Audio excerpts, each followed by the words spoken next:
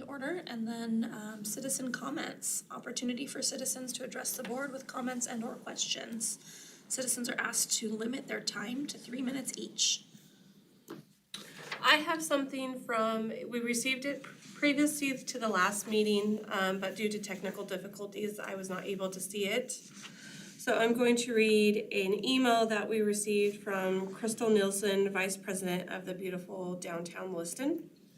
The beautiful downtown Lewiston board stands united in supporting the dissolution of the BID. While the BDL and BID partnership boosted community exposure, event attendance, and sales revenue during events, we acknowledge challenges in executing the completion of physical improvements. The roadblocks have been many and resources few. We endorse the idea of the City of Lewiston or a third-party contractor to install the already purchased planters, benches, trash receptacles, and sunshades, and advocate returning any surplus funds to BID ratepayers proportionately. While the endeavor underachieved expectations, the spirit of our downtown is flourishing.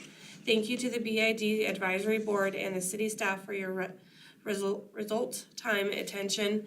Your engagement and support matter for a vibrant downtown. Any other comments? None. We cannot approve minutes, correct? So move on to council work. There were any corrections that we can't even propose corrections or anything, can we? We don't need to. May propose corrections? Yeah. You could do that. So we can review it, I guess. I don't think there There's are no any. approval. And vote to approve. So they'll just end up going to council without your guys' approval. Not that big a deal.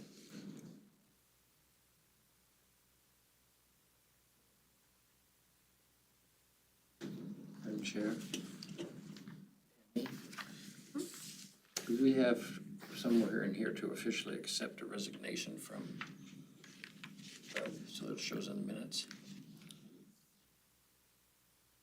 I don't know that you guys have to officially accept We don't that. have to approve it or anything. No. It just happens. No, I think that only happens if you guys were going to recommend that someone be removed from the board. Should it not be noted in this month's minutes, however? I mean, we could note it in Your comments? my comments or your board comments. Resignation was forwarded to council. Standard practice. You guys were notified and it was forwarded to council. All right, well, moving on to council work session recap. That would be me, I guess. We gave a brief just statement based on what we had talked about, and Have we had any feedback from the council? not necessarily, no. I don't think they really made any comments back. They didn't ask any questions, actually, not even at all. I guess the only clarification was that we did also recommend that they not collect any additional funds during this time period. But there was enough petitions signed, so they didn't even move on voting for a resolution because they don't have to. I got confused in the splitting of the funds with the, as I talked to you about the whole potting soil thing, that was nebulous. Mm-hmm. We have a clearer definition of that. What do you mean potting soil? The Most of it. minus the $3,000 something and potting soil, plus potting soil, so what? Do we know Oh, what I that don't know what the was? potting soil cost is yet. They were getting that ordered. So we really can't, there's really not a determined amount of money yet. No, and so finance is auditing the books that they received from BDL to, verify all the ins and outs. And once they do that, and then those liabilities are paid, then they'll start the process of figuring out who paid what and who would get back what. So my understanding is that's not a very simple process. That's going to take them a little bit of time just based on number of parcels, amount of money, et cetera, et cetera. And then I did ask Jennifer Tangano, the assistant city attorney, to come just so she can be available if the board did have any questions regarding how that process of the disestablishment kind of works from the city's end. I would like to hear what she has to say about that. Want to give us a little synopsis, please? So as Shannon said, my name's Jennifer Tangano, Assistant City Attorney for the City of Lewiston, and I've been working on BID matters, mostly in the background, for a little while. I was involved when you guys had the question about leasing the trash cans, and I've been involved with the matters with the BDL as well. And then you all received my advice letter as well about the process of disestablishing if the city were to initiate it. But now that the ratepayers are the ones that initiated it, under Idaho code, as long as a majority, or the ratepayers that pay a majority of the special assessments successfully petition for the disestablishment, Idaho code says that it shall be disestablished. The city still has to pass an ordinance that disestablishes the district because of the fact that an ordinance created the district. So the primary purpose of the ordinance is to just express the process that has occurred up to this point, including the statements that the city has received and verified, the petitions from the ratepayers, and that the amount that the petitions equals more than a majority of the special assessments that are paid to the district, and to state that the district is disestablished, and also to repeal the prior ordinance that established the district. Additionally, under Idaho code, the assets and liabilities of the district are distributed in accordance with the wishes of city council. The way that it's stated in Idaho code is that the legislative authority will dispose of the assets and liabilities, as they wish. What that really means as far as how that works out, my understanding is that the council, based on everybody's recommendations being the BID board, the ratepayers, and city staff, are going to work towards refunding as much as possible to the ratepayers. There are still tangible assets that the city has not received from BDL that we're trying to inventory and figure out. Those assets include everything that the BID funds have purchased in the last 3 years, such as basketball hoops, sandwich boards, all of those materials. And the reason for that is because that is BID property, which is still technically city property. And cities cannot donate money or property to private entities. They have to either keep it or surplus that property. The city hasn't decided exactly what is going to happen with that, mainly because ultimately it's the city council's decision. And we're still figuring out what is the best way to account for that and to ensure that we get all of that property back from BDL, since we haven't received everything. And from there, there's going to be questions about if we do keep items, how can it best be used for the downtown district? And if those items aren't kept, what's the best way to dispose of that property through the surplus options? As I know Tammy's aware, if you surplus something and it doesn't sell, then there's other things that you can do at that point. When we surplus property, it's essentially sold at auction, and that's required by Idaho code. If it doesn't sell at that auction, then the city can dispose of it how it sees fit, but the city still can't donate items. It would have to sell those items. What the amount that it sells for at that point is not governed by Idaho code, because the city would have already taken the steps to surplus and auction the items as it is required. As far as the money aspect of it, the city still has to figure out exactly what the balance is. There are some outstanding liabilities, such as tax assessments from prior years that have already gone to the county assessor's office. Those numbers are going to be reconciled with the existing ratepayers. And again, my understanding is that for those existing ratepayers who would receive a rebate, if they have an outstanding balance due, that balance will be deducted from any rebate because that money is technically money that had already been spent or should have been spent absent the collection process. So there's a lot of that aspect that needs to be worked out in the background, and then determining what is the best way to distribute the funds in accordance with the taxes. You know, what kind of 1099s or 1098s are people going to receive? That is another thing that the city treasurer is also working on to ensure that the businesses get the best, incentive or the best way to get the rebates so that it doesn't affect them negatively in any way, considering that it was a tax that they've previously paid that's now being refunded to them. From there, it'll take time for the city to finish the projects and determine the costs, and then work out all of the financials in the background, and then collecting and surplusing the property. But ultimately, that's done in accordance with the city council's directions. Question for you, Jennifer. So I know Pete and I recommended that all miscellaneous items purchased by the BID for specific events or support of specific events remain the property of BDL.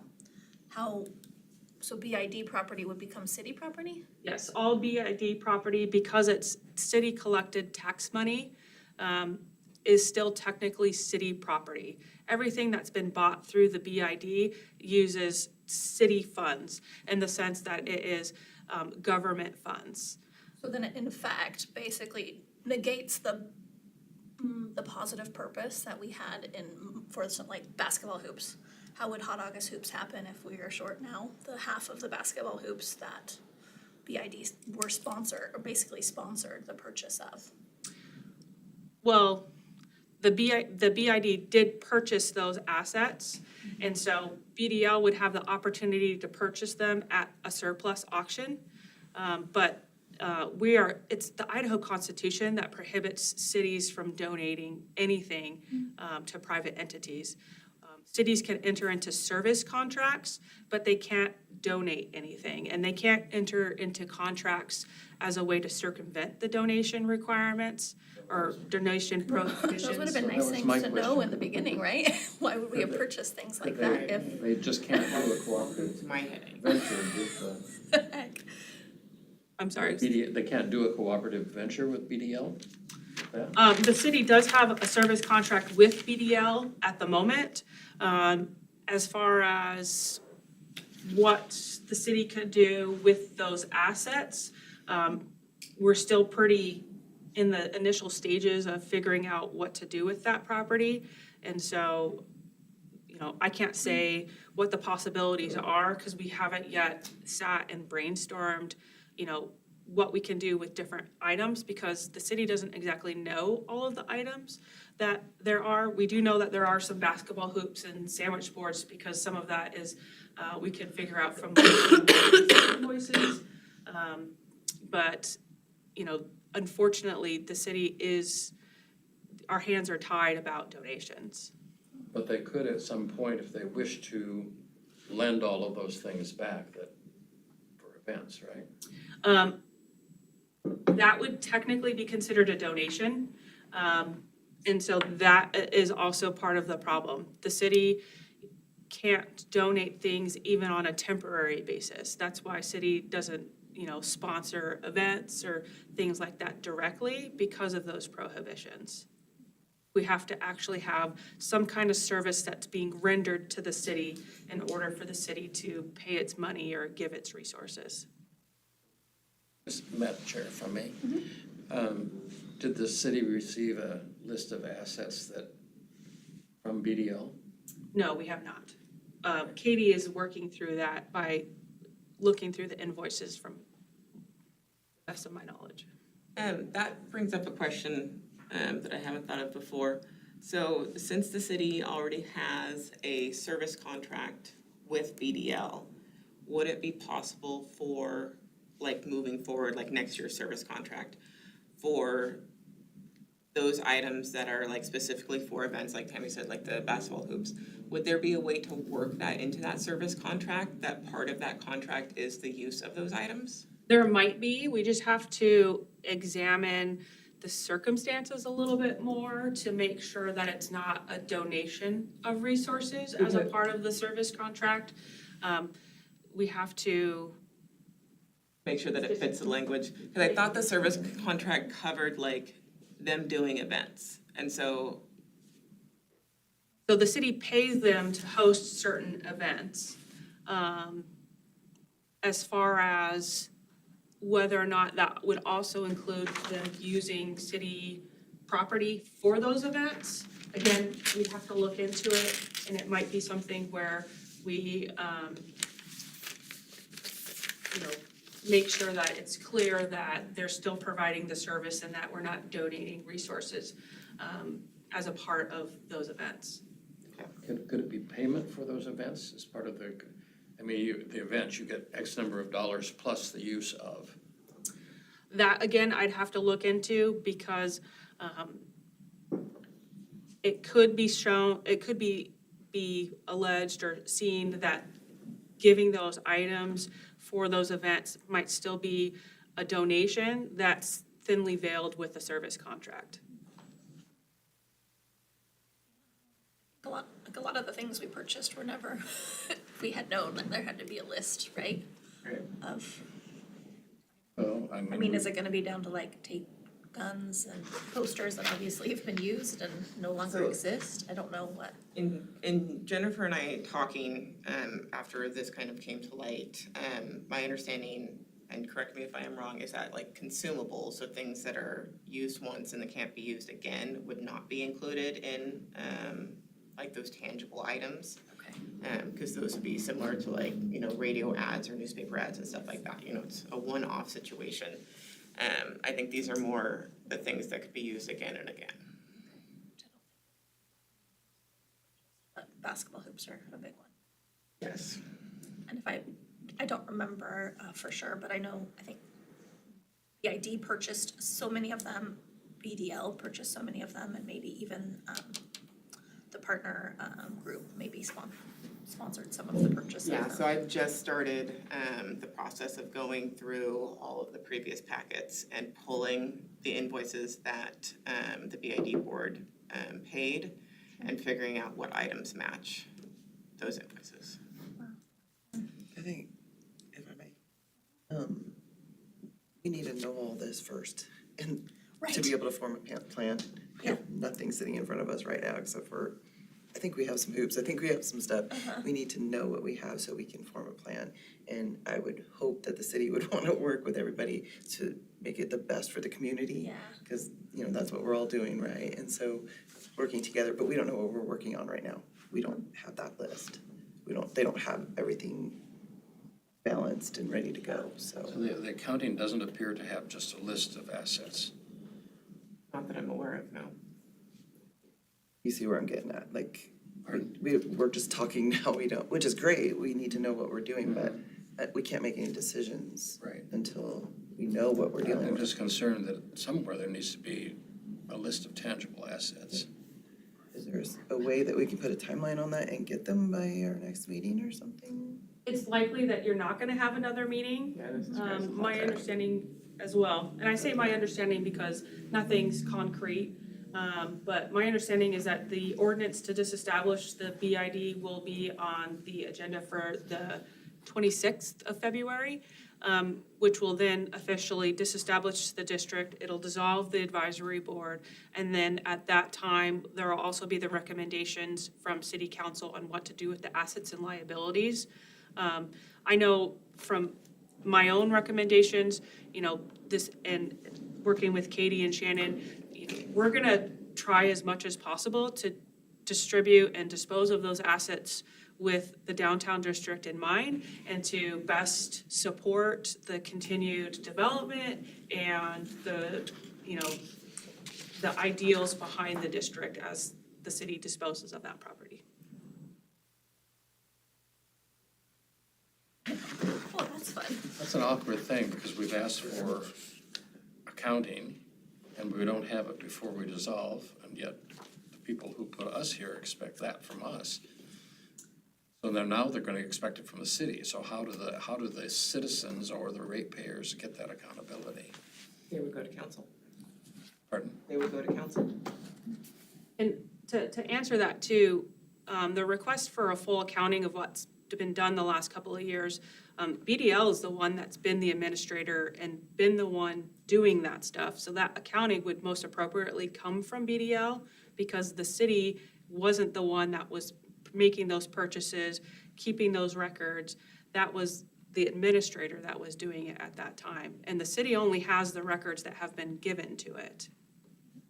I think if you wanna go to the BDL office, they have a book for every year of everything that was voted on, all the receipts, but you would have to go and look at it. Yeah, I'm thinking that we can sit around here and be as nice about it as we want to, but somewhere along the line, if people want accountability, it needs to happen.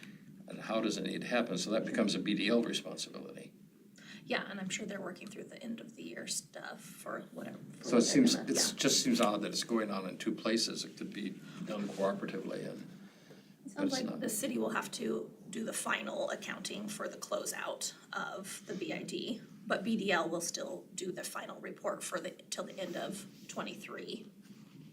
And I'm sure that is actually, I know that that's in process. It doesn't happen immediately. Somewhere is it gonna match? Does that make any difference? Yes, I it mean, I will would hope match. it Yeah. would match, but I mean, we're all working off the same numbers, so.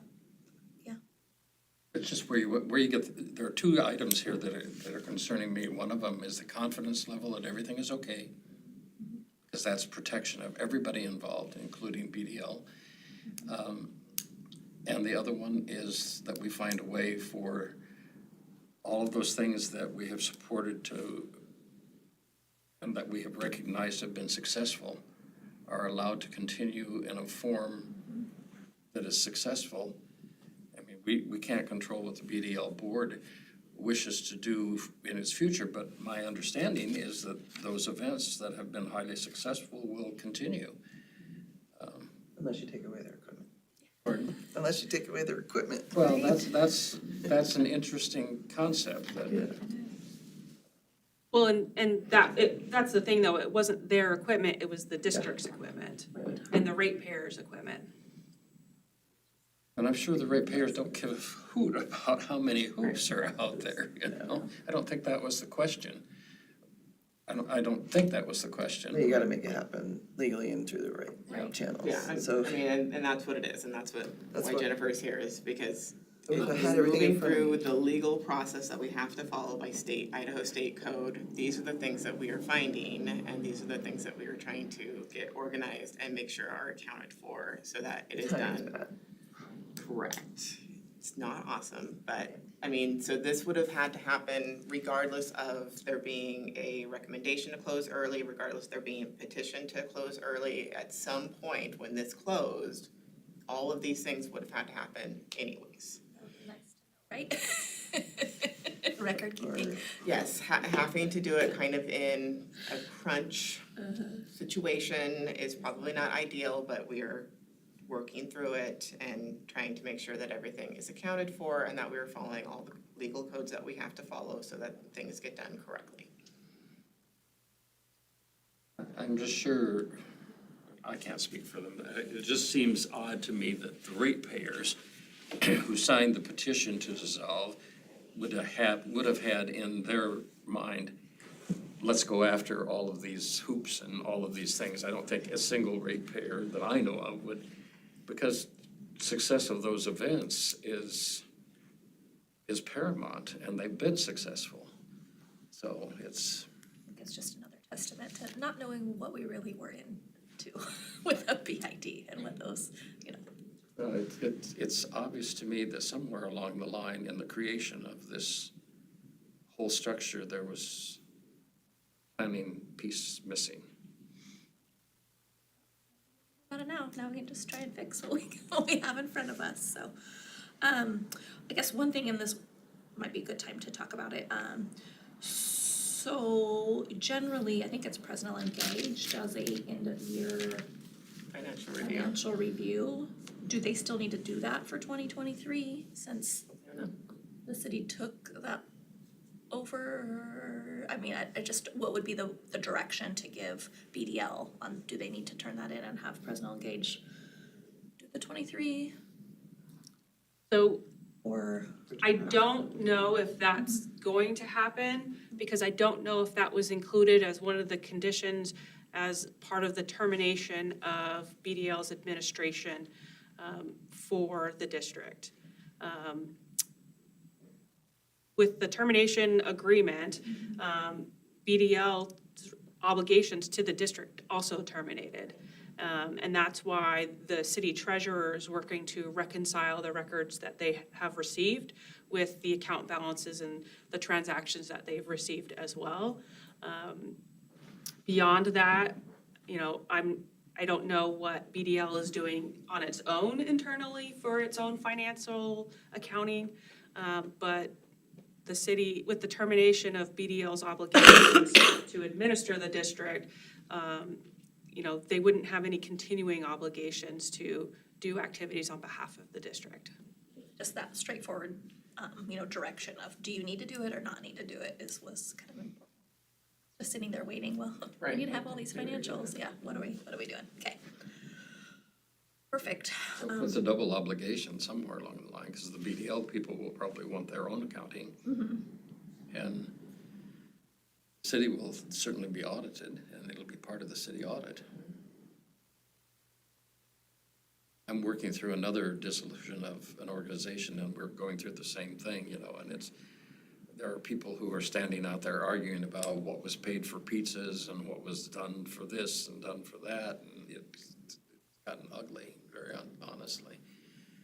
We just want this to be as smooth as it can be and to keep the doing the things keep the downtown activities moving and allow Brenda and her office to function at the highest level. Was there anything else on the council work session recap? Do we have any other questions for Jennifer? Thank you, Jenna. Thank you. Move to update on planter project with contractor. So we have engaged a contractor, Lewiston Moscow Landscaping, who will be working this month to remove and replace the planters. There are 13 existing planters along Main Street between 3rd and 9th. So those ones will be replaced kind of like same for same. That leaves 11 of the 24 that were ordered that will also need to be placed. So I've done some walking, looking at locations that might be appropriate. I know that when you guys presented to council, you and Peter had made the suggestion that, you know, the planters be expanded out into other areas of the district. So I looked at, you know, Main Street past 9th. There are a couple locations, Century 21 being one, where there's a wide enough sidewalk to support planters being there. In front of the computer chip on the other side, same thing. Wide enough sidewalk to accommodate planters there. The district ends at 13th and jogs kind of around. So then going down D Street, my only concern with D Street is that when the D Street reconstruction was done along the north side of D Street, there are planter boxes in the sidewalk with trees and plants already. And that stretch of the sidewalk is the wider stretch. On the south side of D Street is where the sidewalk was not replaced as part of that reconstruction. And that's where you have all the approaches to the back parking lots for the businesses that front Main and have their parking on D. My concern there is that the sidewalks are very skinny and there are lots of approaches going in and out of each of those individual parking lots. So I would worry about placing planters on that side that they would get hit by vehicles entering and exiting. And then the spots that are in between those approaches, often have telephone poles, power poles, or fire hydrants on them. So they're skinny to begin with. You would possibly be blocking accessibility for pedestrians if you put a planter there also. So I was trying to identify other places that might work, especially on that D Street side. And then again, I walked F Street because that was another area that was kind of discussed. They have a similar situation with very skinny sidewalks on the south side and a lot of parking, so approaches going in and out. So again, the concern of putting a planter there and having it be hit by a vehicle is not ideal. And then ditto on the other side where you have those rear entrances to Main Street businesses that are on the F Street side. Sidewalk is very skinny there too. And I know that a lot of those businesses use that stretch for deliveries. And you often see trucks that are pulled up onto the sidewalk. So again, I don't know if it's super feasible to put the planters in those locations.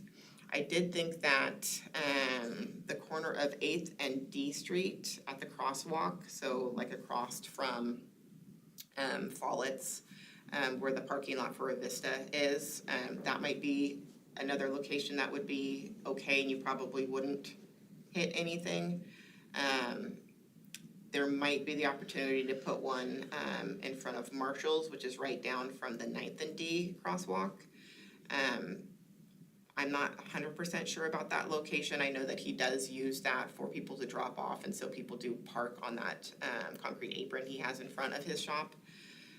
So again, the idea that someone might hit it with a car. And then on New 6th Street, and so the corner of New 6th Street and F Street, that kind of weird T corner could possibly be a good location in front of where the folks who have the winery that maybe right there would work.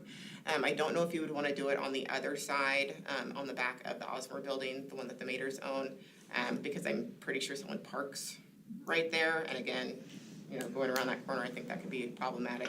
You could probably also do one like across the street, in front of that other building that has the glass front that's on the corner. But I wanted to ask the board for suggestions of where else might be appropriate to put those other planters, because they will be deployed in the next 2 weeks. What about down like 5th and Capitol? Farther down, like by the Tribune. Yeah, by the Tribune and Cat right there, out that kind of area. Like there'll be some development down that area in the future, but if we have enough of them. Brings it all together though. So how many are we actually talking about? We have 24 total. And so we have 11 that I don't. So like connecting that walking path down to downtown, sort of. Oh, like down by where the walking bridge is? Okay.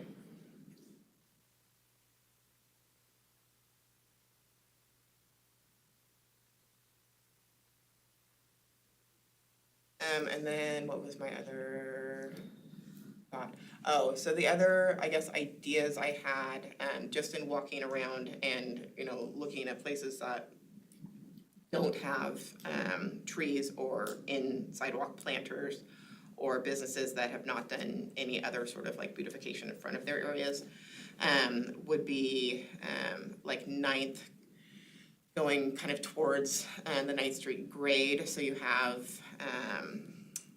the Wells Fargo parking lot. They have done part of their landscaping. They are working on doing the other half of their landscaping because they removed a whole bunch and they need to replace it.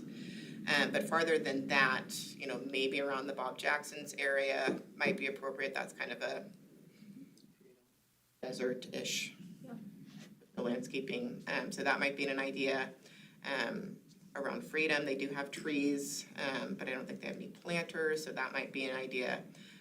And then following around down Idaho Street, I'm not 100% sure where would be appropriate down there, but I know that there were complaints from ratepayers in that area wanting to see improvements. So again, there's always that concern of width of sidewalk, and are you going to be blocking pedestrian access? Maintenance. Yes, and maintenance, and that's the other concern from the park system, is that if you get them too far away, you know, just being able to keep track of that. That also could be something where I reach out to businesses and see if they're willing to kind of maintain the planter, especially if they're more kind of farther out. I don't have any problem doing that. But so just looking for suggestions. Definitely extend all the way down to 13th on Main that we can, and just kind of connecting that mid-Main to downtown a little bit more. Yeah, so, Walking corridors. the other spots, so we can talk to the folks at the train station about putting them there. I'm hesitant to do anything in front of the Bargain Hunter Mall quite yet, because that is under construction. Also would be hesitant to do anything on the opposite side where they're constructing the, new courthouse, just because of, you know, Logistics, yeah. yeah, you get something in their way and they're gonna knock it over and destroy it, and we don't want that. But there would also be the option to do, just, west of there's, you know, the bank of buildings that has like Castellicon Architects and Effie's Restaurant, I was Cornerstone. thinking Western Appraisals, that is a pretty good size sidewalk Yep. too, so. That would also be an option, is there, yeah, so in those 2 blocks. I think you could probably put a couple. Sidewalks are wider. So there was no existing plan of putting those beyond the narrow limits of the historic district downtown? No, there was. There was, There was, yeah. up until like 13th, because that's past the historic district, but that's within the BID district. Hadn't gotten to the actual location of it. Yeah, so So there that was, was planned on going down there. Yeah, I know we said we were going to do it, but I didn't know if there was anything concrete. I know one of the, committee is that, the, Design the design committee. I know Well, they they looked at did that. identify some locations that would be good, Oh. kinda like you did when they walked around and did signs. They identified some locations. So let's get that from them, cause that could help you. Connected with that committee, right? I am.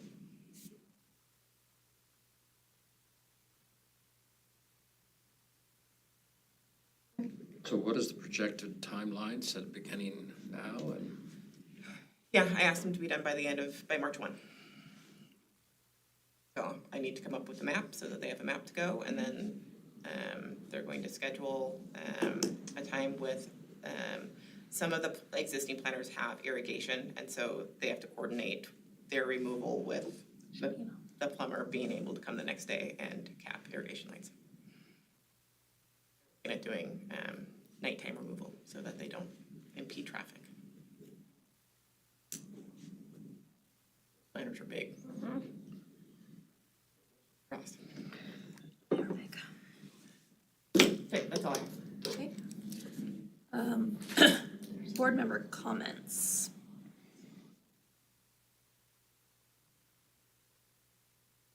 I mean, we've made them. We pretty much have made them, yeah. Staff liaison comments? Don't really have anything besides that this is probably your guys' last meeting. Thank you for serving. Absolutely. And I guess you wanted to make a on record that Doug's, I think we need to have. in Sure. here. So I had notified you guys via email, but we'll just do it so that it can be on record in the minutes.